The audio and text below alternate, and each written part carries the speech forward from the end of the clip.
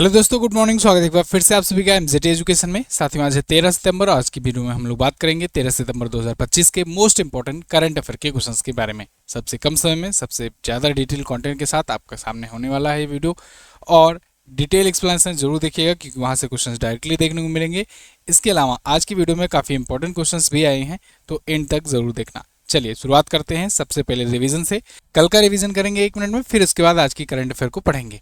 तो 11 सितंबर 1893 को स्वामी विवेकानंद जी ने ऐतिहासिक भाषण दिया था शिकागो में। उसकी याद में दिग्विजय दिवस मनाया जाता है 11 सितंबर को। जोनास गहर स्टोर ये नॉर्वे के बन गए हैं प्रधानमंत्री, दूसरी बार बने हैं ये। एलन मस्क को पीछे छोड़ दिया है दुनिया के सबसे अमीर व्यक्ति के रूप में। किसने? लैरी एलिसन ने। ये ओरेकल के को फाउंडर हैं। इसके अलावा नासा ने परसेवरेंस रोवर जो लॉन्च किया था, उसने अभी मंगल ग्रह पर एक नए जीवन की खोज का पता लगाया है। 30 जुलाई 2020 को ये लॉन्च किया गया था। अनुपम खेर ने डिफरेंट बट नो लेस नाम की अपनी पुस्तक लॉन्च की है। ये इनकी चौथी पुस्तक है। और भारत जो है वित्तीय वर्ष 2025-26 में 6.9% की दर से ग्रोथ रेट दिखाएगा जीडीपी का अपना। ये बात बताई है फिच रेटिंग्स ने। ऑपरेशन सिंदूर के दौरान भारतीय सेना ने स्वदेशी कम्युनिकेशन सिस्टम यूज किया था। उसका नाम था संभव secure army mobile Bharat version. इसका भी नाम आप याद रखेंगे। इसके अलावा कल हम लोगों ने पढ़ा था आईसीसी ने महिला विश्व कप 2025 के लिए एक अभियान शुरू किया है, विल टू विन। आईसीसी महिला विश्व कप 2025 भारत और श्रीलंका में आयोजित किया जाएगा। ये 30 सितंबर से शुरू होकर 2 नवंबर तक चलेगा। इसरो के अध्यक्ष वी नारायणन के अनुसार इसरो अब तक भारत के लिए 9 विश्व रिकॉर्ड बना चुका है। भारत के नाम इसरो अब तक 4000 से ज़्यादा लॉन्चेस कर चुका है, रॉकेट प्रक्षेपण कर चुका है, जिसमें 138 सैटेलाइट तो भारत के हैं जो घूम रहे हैं अभी भी पृथ्वी पर। इसके अलावा कल हम लोगों ने पढ़ा था केंद्रीय कैबिनेट ने 4447 करोड़ रुपए की मोकामा मुंगेर राजमार्ग परियोजना को मंजूरी दी है।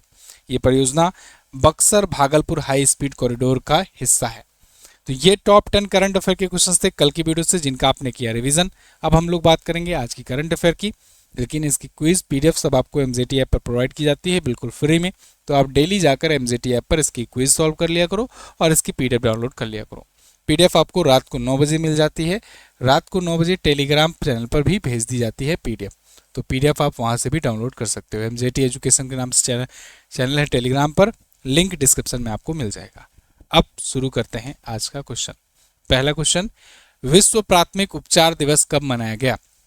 तो वर्ल्ड फर्स्ट एड डे ये शुरू हुआ, ये मनाया जाता है मतलब सितंबर महीने के सेकेंड सैटरडे को। इस बार सितंबर महीने का सेकेंड सैटरडे पड़ा 13 सितंबर को। ठीक है, ध्यान रखना, सितंबर मंथ के सेकेंड सैटरडे को, है ना। तो सितंबर महीने का सेकेंड सैटरडे इस बार कब पड़ रहा है? 13 सितंबर। इसीलिए 13 सितंबर यानी कि आज के दिन वर्ल्ड प्राथमिक उपचार फर्स्ट एड डे मनाया गया। फर्स्ट एड होता क्या है? फर्स्ट एड मतलब कि जब भी जैसे कोई एक्सीडेंट हुआ, जैसे कोई दुर्घटना हुई, तो सबसे पहला उपचार क्या होता है? सबसे बेसिक चीज़ क्या होता है? भाई किसी को चोट लगी है, वो चोट कितनी गंभीर आई है, क्या आई है, वो तो बाद में देखा जाएगा, वो तो हॉस्पिटल के डॉक्टर बताएंगे। पहला ये बनता है कि भाई उसकी खून जो बह रहा है उसको रोकने का प्रयास किया जाए। तो पहले जो प्राथमिक रूप में आप पट्टी लगा दोगे, ठीक है, या दबा दोगे, अगर हाथ से दबा करके रखे हो, ढक करके कोई कपड़ा है उसको दबा करके रखे हो, तो ये फर्स्ट एड में आता है कि सबसे पहला क्या उपचार किया जाए। या फिर बहुत ज़्यादा बड़ा एक्सीडेंट हो गया है तो एम्बुलेंस आई, तो एम्बुलेंस में जल्दी से बैठाए, तो एम्बुलेंस में एक किट रखा रहता है फर्स्ट एड किट। तो वो फर्स्ट एड किट का सहारा लेकर के उसको बेसिक चीज़ें पहले कर दी जाती है, जब तक हॉस्पिटल पहुंचे तब तक तो इस पर कुछ रोकथाम रहे।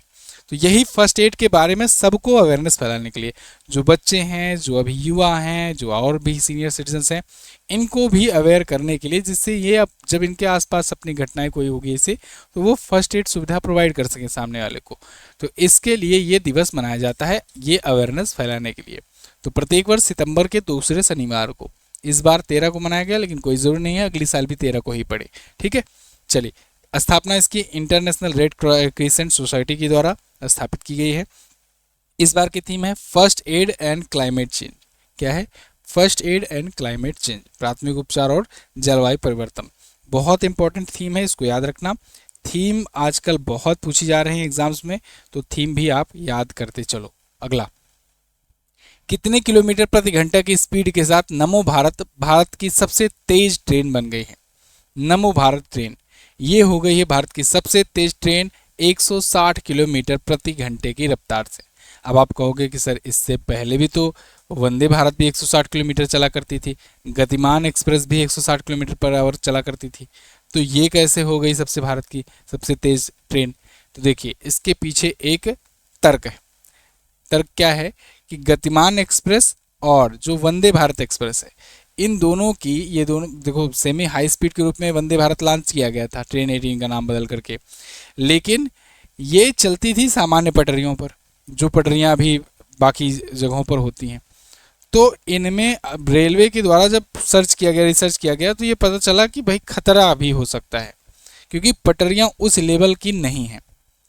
तो अगर इस स्पीड में चली तो वो पटरियां उस हिसाब से झेल नहीं पाएंगी और बड़ा एक्सीडेंट हो सकता है। और आप जानते हो कि अगर ट्रेन वगैरह पलटी तो कितना बड़ा नुकसान होता है। तो ऐसे में इन दोनों की ट्रेनों की, जो गतिमान एक्सप्रेस है और वंदे भारत एक्सप्रेस है, इनकी स्पीड घटा दी गई है। इनकी स्पीड घटा करके अब 130 किलोमीटर प्रति घंटा तक सीमित कर दी गई है। अच्छा, तो मतलब इस ये लाइन छोटी कर दी गई तो वो लाइन बड़ी हो गई अपने आप? हाँ बिल्कुल। नमो भारत ट्रेन ये 160 किलोमीटर प्रति घंटा की रफ्तार से है। अब आपके दिमाग में आएगा तो क्या सर इसमें ये पटरी पर नहीं चलेगी, हवा मुड़ेगी क्या? नहीं, ये भी पटरी पर चलेगी, लेकिन ये एक खास कॉरिडोर पर चलेगी, खास रूट पर चलेगी, और उस रूट पर उस लेवल की हाई स्पीड रेल दौड़ सके, ट्रेन दौड़ सके, इसी लेवल का वो ट्रैक बनाया गया है। और ये ट्रैक अभी दिल्ली मेरठ में ही है। दिल्ली मेरठ क्षेत्रीय तीव्र परिवहन प्रणाली करके या आरआरटीएस करके एक रूट बनाया गया है, कॉरिडोर बनाया गया है। वो स्पेशल ही ऐसे ही है कि इस पर हाई स्पीड में दौड़ सके। जब तक पूरे भारत में या अन्य जगहों पर जहाँ जहाँ पर ये ट्रेनें दौड़ेंगी, उस रेट पर इस लेवल का रूट ट्रेन पटरियाँ नहीं बिछा दी जाती, तब तक इस स्पीड में नहीं दौड़ाई जा सकती ट्रेन। आप देख रहे हो बुलेट ट्रेन जो आ रही है उसमें भी इतना समय क्यों लग रहा है? तो जो भी प्रोजेक्ट होंगे उसका समय तो लग ही रहा है, लेकिन उसका एक स्पेशल रूट बनाना पड़ेगा जिससे वो 300-400 किलोमीटर की स्पीड में वो दौड़ सके ट्रेन, बुलेट ट्रेन, है ना। तो इसलिए एक स्पेशल रूट चाहिए, उसका एक स्पेशल पाथ चाहिए होता है। खैर, नमो भारत ट्रेन का शुभारंभ 21 अक्टूबर 2023 को किया गया था पीएम मोदी द्वारा। ये बात याद रखना, ये नमो भारत है और वंदे भारत जो है ये ट्रेन 18 के नाम से 2018 में शुरू हुआ था। अगला, सितंबर 2025 में किसको नेशनल स्टॉक एक्सचेंज का नया अध्यक्ष नियुक्त किया गया? एनएसई का। एनएसई का नया अध्यक्ष नियुक्त किया गया है श्रीनिवास इंजेटी को। श्रीनिवास इंजेटी आईएएस रह चुके हैं और इनको देखिए नया चेयरपर्सन नियुक्त किया गया है एनएसई का, नेशनल स्टॉक एक्सचेंज। देश में अपने दो स्टॉक एक्सचेंज है, एक है बीएसई बॉम्बे स्टॉक एक्सचेंज, एक है NSE national stock exchange. Bombay stock exchange Asia का सबसे पुराना स्टॉक एक्सचेंज है, 1875 में स्थापित हुआ था। और नेशनल स्टॉक एक्सचेंज आप जानते हो बाद में 1992 में स्थापित हुआ था। मुंबई में हेडक्वार्टर दोनों का है, ठीक है। एनएससी के जो एमडी और सीईओ हैं वर्तमान में हैं आशीष कुमार चौहान। अब इन दोनों की जो मार्केट है ना, इसमें एक ओवरव्यू पाने के लिए छोटा छोटा एक ग्रुप बनाया गया है। जैसे बीएससी का जो ग्रुप है उसे कहते हैं सेंसेक्स। सेंसेक्स में क्या होता है, बेसिकली 30 बड़ी कंपनियों का एक ग्रुप होता है। अब ये 30 कंपनियां जो हैं अलग अलग सेक्टर से रहती हैं। ये 30 कंपनियां किस प्रकार से बिहेव कर रही हैं, किस प्रकार से ग्रोथ हो रहा है या डाउनफॉल आ रहा है, इसको देख करके अनुमान लगाया जाता है कि मार्केट का प्रदर्शन क्या है। रजिस्टर्ड तो सैकड़ों कंपनियां, हजारों कंपनियां होती हैं स्टॉक एक्सचेंज में, लेकिन 30 कंपनियों का ये जो ग्रुप है ये उस सेक्टर का, जैसे मान लो एक फार्मा सेक्टर का हो गया, एक इंडस्ट्री सेक्टर का हो गया, एक आईटी सेक्टर की हो गई कंपनी, तो ये देखकर अनुमान लगाया जाता है कि किस प्रकार से ग्रोथ हो रहा है। अब इसी के पॉइंट्स डिसाइड किए गए हैं। जैसे आप अभी वर्तमान में सुन रहे होंगे कि 81,000 पॉइंट पर इसके आसपास में चल रहा है सेंसेक्स। ऐसे ही एनएसई जो है नेशनल स्टॉक एक्सचेंज, इसका जो 50 कंपनियों का ग्रुप है उसे कहते हैं निफ्टी 50। ये जो निफ्टी 50 है इसके तहत 50 कंपनियां ऐसी भारत की बड़ी हैं जो रजिस्टर्ड हैं, और वो किस प्रकार से कर रही परफॉर्म, उनको देखकर अंदाजा लगाया जाता है कि ये सेक्टर कैसे चल रहा है। हालांकि निफ्टी में और भी ग्रुप हैं, जैसे निफ्टी बैंक ग्रुप है, निफ्टी 30 है, निफ्टी 500 है, बहुत सारी चीज़ें होती हैं। तो कुल मिलाकर के एक मार्केट का ओवरव्यू पाने के लिए ये ऐसा बनाया गया है। अब इसमें आप देखते हो कि अभी 25,000 पॉइंट के आसपास में निफ्टी का वो चल रहा होता है, एनएससी का। ठीक है ना। तो ये शेयर मार्केट से संबंधित चीजें रहीं। चलिए आगे बढ़ते हैं। भारतीय नौसेना ने कहां पर आईएनएस अरावली नामक नए नर्व सेंटर को कमीशन किया है? ये बहुत इंपॉर्टेंट क्वेश्चन है, इसको ध्यान रखना।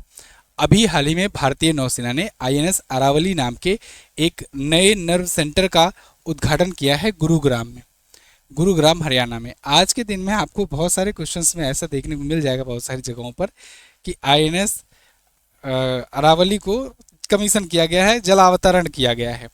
अब भाई गुरुग्राम में हरियाणा में जल है नहीं, समुद्र है जहाँ पर जलावतरण किया जाएगा? एक्चुअली में ये नर्व सेंटर है। इसीलिए मैं कहता हूँ कि इंग्लिश आर्टिकल बहुत ज़रूरी है। होता क्या है, कई कई बार वेबसाइट इंग्लिश आर्टिकल का हिंदी में ट्रांसलेट करती हैं और हिंदी वेबसाइट से जो लोग क्वेश्चन उठाते हैं वो यहाँ पर गड़बड़ कर जाते हैं, क्योंकि यहाँ कमीशन का मतलब अक्सर अमूमन हर जगह होता है जलावतरण करना। कमीशन का और डी कमीशन का मतलब रिटायर करना है ना, नेवल शिप के मामले में। तो यहाँ भी कमीशन था, लेकिन कमीशन का मामले मतलब ये होता है एक्चुअल में उद्घाटन करना। तो सेना की लैंग्वेज में उसे कमीशन और डी कमीशन कहा जाता है। ठीक है, तो कमीशन किया गया है इसके एक नर्व सेंटर का। अब ये नर्व सेंटर क्या है इसको समझो। आईएनएस अरावली तो ये समझ रहे हो ना, आईएनएस मतलब होता है इंडियन नेवल शिप। ठीक है, जब आईएनएस लगा है तो मतलब इंडियन नेवल शिप, अगर आईसीजीएस लगा है तो इसका मतलब इंडियन कोस्ट गार्ड शिप। ठीक है, तो ये नौसेना का शिप है आईएनएस अरावली। लेकिन उसके द्वारा एक नर्व सेंटर को कमीशन किया गया है जो कि क्या करेगा, ये सूचना और संचार प्रणाली का काम करेगा। इसके लिए एक सेंटर होगा।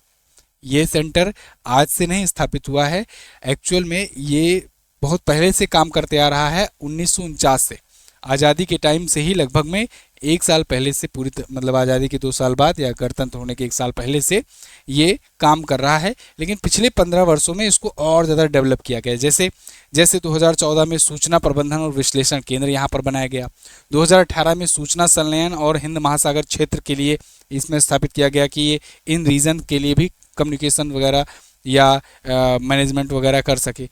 तो मतलब जहाज़ें चलेंगी वहाँ पर समुद्र में, लेकिन उनका सेंटर जो होगा, नर्व सेंटर, वो यहाँ पर होगा। इसीलिए इसको नर्व सेंटर कहा गया। जैसे तंत्रिका होती ना अपनी, नर्वस सिस्टम जो चलता है ना, दिमाग से चलता है वो, ऐसे ये भी है। तो आईएनएस अरावली का नाम अरावली क्यों पड़ा? ये तो अरावली पर्वत श्रृंखला के नाम से पड़ा, ये तो कॉमन सी बात है। नौसेना प्रमुख एडमिरल दिनेश कुमार त्रिपाठी जी ने इसका उद्घाटन किया है, मतलब इसको कमीशन किया है। अगला, किस राज्य में पर्यटन के लिए केंद्र और एडीबी ने 126 मिलियन डॉलर के ऋण समझौते पर हस्ताक्षर किए हैं? तो केंद्र और एशियन डेवलपमेंट बैंक ने उत्तराखंड के लिए, किसके लिए? उत्तराखंड के लिए 126 मिलियन यूएस डॉलर का निवेश या कहे ऋण समझौते पर हस्ताक्षर किया है। ये लोन एडीबी से लिया जाएगा और उत्तराखंड में खर्च किया जाएगा, जिससे उत्तराखंड में टूरिज्म को बढ़ावा दिया जा सके, साथ ही साथ डेवलपमेंट को बढ़ावा दिया जा सके। आप देखते हो कि उत्तराखंड में डेवलपमेंट तो होता है, लेकिन फिर एक ही बार में जब कोई बाढ़ आ जाती है, त्रासदी आ जाती है, तो सब समाप्त भी हो जाता है। तो ऐसे में यहाँ पर उत्तराखंड में एडीबी देगा 126.42 मिलियन यूएस डॉलर। 10 सितंबर को ये केंद्र सरकार और इसके बीच में डील हुई है। उत्तराखंड के टिहरी गढ़वाल जिले में sustainable inclusive and climate resilient tourism development and Tehri local area project के नाम से ये साइन हुआ है। ठीक है, एमओयू। तो पीएम मोदी ने अभी जब यहाँ पर बाढ़ आया था, तो आपको याद होगा, मैंने आपको बताया वीडियो में कि पंजाब के लिए 1600 करोड़, हिमाचल प्रदेश के लिए 1500 करोड़ और उत्तराखंड के लिए 1200 करोड़ रुपए केंद्र की तरफ से मंजूरी दी है। ठीक है, जो अभी त्रासदी आई थी इनकी वजह से यहाँ पर। अगला, भारत ने किस देश के साथ व्यापार संबंधों को बढ़ाने के लिए सेजेक्स 2025 का शुभारंभ किया? सेजेक्स 2025 का उद्घाटन शुभारंभ किया गया है सऊदी अरब के साथ मिलकर के।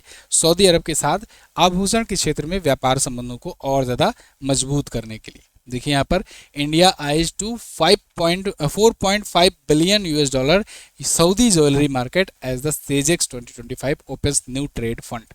तो सऊदी अरब का जो 4.5 बिलियन डॉलर का ज्वेलरी मार्केट है ना, उस पर भारत की निगाह है, उसमें तेजी से फैलने की कोशिश है भारत की। तो इसके लिए भारतीय रत्न एवं आभूषण निर्यात संवर्धन परिषद यानी कि GJEPC ने भारतीय अधिकारियों के साथ मिलकर सेजेक्स 2025 का उद्घाटन किया। कहाँ पर? सऊदी अरब में। इसमें ये प्रदर्शनी टाइप की थी। इसमें भारत के व्यापार और निवेश को लेकर के चर्चा की गई, विश्व आभूषण निवेश पर भी बात किया गया और सऊदी अरब का बढ़ता हुआ लग्जरी बाजार जो है इस पे भारत घुसना चाहता है इस मार्केट में विजन 2030 के तहत, मतलब 2030 के तहत। सऊदी अरब जानते हो राजधानी रियाद, रियाल यहाँ की करेंसी होती है, मजलिस अल शूरा यहाँ की संसद होती है, मोहम्मद बिन सलमान यहाँ के क्राउन प्रिंस हैं। हाल ही में किसको मरणोपरांत पीवी नरसिम्हा राव पुरस्कार से सम्मानित किया गया? तो पीवी नरसिम्हा राव पुरस्कार से सम्मानित किया गया है इन्हीं के वित्त मंत्री को। साथियों, पीवी नरसिम्हा राव जी जो थे, ये जब प्रधानमंत्री थे तो इनके वित्त मंत्री थे डॉक्टर मनमोहन सिंह जी। दोनों ही अब इस दुनिया में नहीं है, लेकिन दोनों को जाना जाता है भारत में एलपीजी रिफॉर्म लाने के लिए। एलपीजी कौन सा? ये घर वाला लिक्विफाइड पेट्रोलियम गैस नहीं। एलपीजी मतलब लिबरलाइजेशन, प्राइवेटाइजेशन, ग्लोबलाइजेशन, उदारीकरण, निजीकरण और वैश्वीकरण। ये एलपीजी रिफॉर्म आया तो भारत की अर्थव्यवस्था खुली, ओपन हुई, विदेशी कंपनियां भी भारत में इंटर करने शुरू की और इसके बाद से भारत की इकोनॉमी तेजी से बढ़ना शुरू की और तब से है आज भारत पीछे मुड़कर कभी नहीं देखा। तो मनमोहन सिंह जी, जिनको उदारीकरण का जनक कहा जाता है, इन्हीं के वित्त मंत्री रहते हुए, क्योंकि ये पूर्व आरबीआई के गवर्नर भी रह चुके थे तो इनके पास काफ़ी अच्छा खासा अनुभव भी था, काफ़ी महान अर्थशास्त्री थे। तो इन्होंने इकोनॉमिक रिफॉर्म जो लाए थे, जो देश को प्रगति मिली, और इसी सब कंट्रीब्यूशन की वजह से इनको पीवी नरसिम्हा राव पुरस्कार से सम्मानित किया गया है। पीवी नरसिम्हा राव पुरस्कार ये उस टाइम के जो प्रधानमंत्री थे पीवी नरसिम्हा राव जी, उनकी याद में ये शुरू किया गया है। तो पीवी नरसिम्हा, अगर ये पूछा जाए कि 1991 में जब एलपीजी लाया गया या कहें कि उदारीकरण लाया गया, तब उस टाइम पर प्रधानमंत्री कौन थे, तो ध्यान रखना उस टाइम पर पीवी नरसिम्हा राव प्रधानमंत्री थे, ये वित्त मंत्री थे। मनमोहन सिंह जी ये प्रधानमंत्री बने 2004 से लेकर के 2014 तक, ठीक है, 10 साल का इनका कार्यकाल रहा था। नरसिम्हा राव जी उस टाइम पर प्रधानमंत्री थे जब ये वित्त मंत्री थे। 1991 का आर्थिक सुधार, इसके अलावा इनका भी आपने देखा पिछले साल निधन हुआ 26 दिसंबर 2024 को। ये इकलौते ऐसे प्रधानमंत्री रहे जिनको पीएम बनने से पहले आरबीआई के गवर्नर और वित्त मंत्री भी बनने का सौभाग्य प्राप्त हुआ। अगला, नेपाल की पहली महिला प्रधानमंत्री के रूप में शपथ किसने ग्रहण की? ये बहुत इंपॉर्टेंट क्वेश्चन है। अभी आपने देखा नेपाल में जेनजी प्रदर्शन चले, उसके बाद वहाँ के प्रधानमंत्री केपी शर्मा ओली इस्तीफा देकर के देश छोड़कर के भाग निकले। इसके बाद वहाँ यही चल रहा था कि भाई कौन बनेगा नया प्रधानमंत्री। तो इसी तर्ज पर अभी सुशीला कार्की को अंतरिम प्रधानमंत्री बना दिया गया है। अंतरिम प्रधानमंत्री क्या होता है? देखो, वहाँ की अनुच्छेद 61 के तहत, वहाँ की जो संविधान नेपाल की, उसमें अनुच्छेद 60 के तहत प्रधानमंत्री को नियुक्त किया जाता था, लेकिन इनको अनुच्छेद 61 के तहत नियुक्त किया गया है। ये बात याद रख लेना, ये एक्सप्लेनेशन मैंने नहीं लिखा है, इनको अनुच्छेद 61 के तहत नियुक्त किया गया है। अनुच्छेद 61 क्या होता है? इसमें क्या रहता है कि ये एक प्रकार से कार्यकारी टाइप के, अंतरिम टाइप के प्रधानमंत्री रहते हैं और कार्यभार जो हो, मैसली पार है जो होता है, वो रहता है राष्ट्रपति के हाथ में। तो अभी जो राष्ट्रपति हैं रामचंद्र पैडोल, जिन्होंने इनको शपथ दिलाई है, तो असली पावर इनके ही हाथ में रहेगी। इनको कहा गया है 6 महीने तक तुम प्रधानमंत्री के रूप में रहो, अंतरिम प्रधानमंत्री के रूप।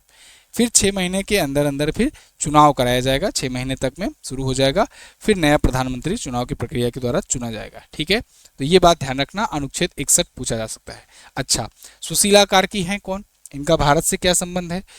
ये बनारस हिंदू यूनिवर्सिटी जो कि वाराणसी में है, उत्तर प्रदेश में है, बीएचयू, उससे ये मास्टरेट की डिग्री हासिल कर चुकी हैं, पोस्ट ग्रेजुएट है। नेपाल की पहली महिला चीफ जस्टिस भी रह चुकी हैं ये, और अब ये बनी हैं नई महिला प्रधानमंत्री। नेपाल के इतिहास में पहली महिला है, तो पहली महिला प्रधानमंत्री आप कह सकते हो। ठीक है, ये बात याद रखना। और एक बात मैं बताने जा रहा था, हाँ, एक और चीज़, परसों मैंने आपको जब बताया था कि वहाँ के प्रधानमंत्री और राष्ट्रपति ने इस्तीफा दे दिया है, तो ध्यान रखना, राष्ट्रपति ने नहीं दिया था, ये हमारी तरफ से गलती हुई थी। प्रधानमंत्री ने इस्तीफा दिया, राष्ट्रपति ने नहीं दिया। राष्ट्रपति इस्तीफा दिए होते तो इनको शपथ न दिलाते, ठीक है ना। लेकिन एक्चुअल में होता क्या है कि जब भी कोई ऐसी चीज़ें चल रही होती ना, तो इतना ज़्यादा मिस इन्फॉर्मेशन भी फैलता है कि उसमें बिल्कुल कन्फ्यूज़न आ जाता है। बहुत सारी वेबसाइट ने ये बताया कि राष्ट्रपति, प्रधानमंत्री, जितने भी मंत्री हैं सब इस्तीफा दे करके निकल लिए, तो उसी तर्ज पे हमने भी बता दिया था वहाँ पर। लेकिन यहाँ पर ये हुआ कि केवल प्रधानमंत्री ने दिया है। ये वही समय वाली बात हुई जैसे ऑपरेशन सिंदूर चल रहा था, तो भारत की न्यूज़ मीडिया ने इस्लामाबाद वगैरह पर कब्जा करा दिया था, तो कुछ ऐसे ही हुआ। अब हम लोग क्या है कि हम लोग जो न्यूज़ आर्टिकल में आते हैं उसको देख करके आपको पढ़ाते हैं, कोशिश रहती है ज़्यादा से ज़्यादा रिसर्च करने की। लेकिन कई बार क्या होता है, अब वो वेबसाइट वाले क्या करते हैं, एडिट करके निकल लेते हैं बाद में, हम लोग तो वीडियो बना दिए, अब वीडियो हमेशा पड़ी रहेगी। तो इसको करेक्ट कर लीजिएगा, राष्ट्रपति ने नहीं दिया इस्तीफा, प्रधानमंत्री ने दिया है केवल नेपाल में। किस राज्य के राज्यपाल को हाल ही में महाराष्ट्र का अतिरिक्त प्रभार सौंपा गया? महाराष्ट्र के राज्यपाल का अतिरिक्त प्रभार अब गुजरात के राज्यपाल निभाएंगे। गुजरात के राज्यपाल कौन है? आचार्य देवव्रत जी। आचार्य देवव्रत अब महाराष्ट्र का भी एक्स्ट्रा चार्ज देखेंगे, और ये राज्यपाल के लिए होता है, मतलब इनको शक्तियां होती है कि एक से ज़्यादा राज्यों में ये कार्यभार देख सकते हैं अगर वहाँ पर अनुपस्थिति है राज्यपाल की। अनुपस्थिति कैसे हुई महाराष्ट्र में? तो याद होगा आपको कि महाराष्ट्र के राज्यपाल थे सीपी राधाकृष्णन। अब सीपी राधाकृष्णन उपराष्ट्रपति का चुनाव लड़े एनडीए की तरफ से और चुनाव जीत भी गए। अब बन गए भारत के 17वें उपराष्ट्रपति, या कहें भारत के व्यक्ति के रूप में 15वें उपराष्ट्रपति, पद के रूप में 17वें। तो अब ये 17वें उपराष्ट्रपति बन गए, लेकिन अब शपथ कल ग्रहण होना था। शपथ ग्रहण करने से एक दिन पहले इस्तीफा देना होता है, किसी दूसरे लाभ के पद पर नहीं होना चाहिए। तो इसलिए अब राज्यपाल का पद ये छोड़े, उसके बाद उपराष्ट्रपति पद का पद ग्रहण किए। कल इनको शपथ दिलाई गई 12 सितंबर 2025 को राष्ट्रपति द्रौपदी मुर्मू जी ने इनको शपथ दिलाई सीपी राधाकृष्णन को। एक चीज़ और चर्चा का विषय बनी, जगदीप धनखड़ जी जब जो कि पूर्व उपराष्ट्रपति थे, जब से इस्तीफा दिए थे कभी दिखाई नहीं दिए थे, लेकिन कल शपथ ग्रहण समारोह में वो आ गए और वहाँ पर पहली बार दिखाई दिए। खैर, अब सीपी राधाकृष्णन होंगे भारत के उपराष्ट्रपति, और आचार्य देवव्रत अगली जब तक कोई नियमित नियुक्ति नहीं हो जाती तब तक ये महाराष्ट्र के भी राज्यपाल का कार्यभार देखेंगे। कार्य क्या होता है राज्यपाल का? जैसे कोई विधानसभा में कोई बिल वगैरह आती है तो फिर फाइनलाइज करने का, फाइनल अंतिम मुहर लगाने का काम इनका रह रहा है। ठीक है, तो एक प्रकार से जैसे राष्ट्रपति का काम है भारत में, वैसे इनका है। अगला, प्रधानमंत्री मत्स्य संपदा योजना के परिणाम स्वरूप मत्स्य उत्पादन में भारत कौन से स्थान पर है? अच्छा, पहले मत्स्य का मतलब समझ लो। मत्स्य का मतलब होता है मछली, है ना। बहुत लोग तो ये भी नहीं जानते हैं, मछली होता है, ठीक है, फिश। तो मत्स्य, प्रधानमंत्री मत्स्य संपदा योजना आई थी 2020 में, उसके अभी 5 वर्ष पूरे हुए हैं। इन 5 वर्ष के पूरे होने के स्वरूप उपलब्धि गिनाई गई, और उसके बाद ये बताया गया कि इसका ये नतीजा रहा कि भारत फिशरीज में, भारत मत्स्य उत्पादन में दुनिया के दूसरे सबसे बड़े मत्स्य उत्पादक वाले देश बन गया है। प्रधानमंत्री मत्स्य संपदा योजना ये 10 सितंबर 2020 को शुरू की गई थी, और अब इसके 2025 को हो गए हैं 5 साल। ये भी ध्यान रखना। क्या क्या उपलब्धियां रही? मत्स्य उत्पादन में बताया गया 2024-25 में कुल उत्पादन 195 लाख टन रहा, जो 2013-14 की तुलना में 104% अधिक है, मतलब लगभग दोगुना। आंतरिक मत्स्य क्षेत्र इस अवधि में 142% की वृद्धि हुई। वैश्विक स्थिति में भारत दूसरा सबसे बड़ा मत्स्य उत्पादक बन चुका है। ये फैक्ट से क्वेश्चन बन सकते हैं, इसको याद रखना। ये योजना कब शुरू की गई थी ये भी पूछा जाएगा आपसे। Thank you so much. ये रहे आज के दिन की top 10 current affair question. I hope आपको इन्फॉर्मेटिव लगी होगी वीडियो। पसंद आई है तो लाइक शेयर कीजिए, और पीडीएफ इसकी टेलीग्राम पर मिल जाएगी आपको। टेलीग्राम चैनल ज्वाइन करके रखिए, रात को 9 बजे आपको पीडीएफ दे दी जाएगी। कल मैंने आपसे पूछा था क्वेश्चन कि यूनिवर्सल पोस्टल यूनियन की स्थापना कब हुई थी। इसके अलावा इसका सही आंसर है 1874। गुयाना की राजधानी पूछा था मैंने, तो वो है जॉर्ज टाउन। आज आपको क्या बताना है, भारत ने किस वर्ष सफलतापूर्वक मंगलयान मिशन पूरा किया था। इसके अलावा नॉर्वे की राजधानी क्या है। तो ये दोनों ही क्वेश्चन अभी पेट में पूछा गया था, इसको भी ध्यान रखिएगा। चलिए, बहुत बहुत धन्यवाद। आप लोग जो भी रिलेटेड क्वेश्चन हुआ करे इससे, उसको भी आंसर किया करो, मैं दे दूंगा हर्ट आपको। मिलेंगे अगली वीडियो में, तब तक के लिए नमस्कार, जय हिंद, वंदे मातरम।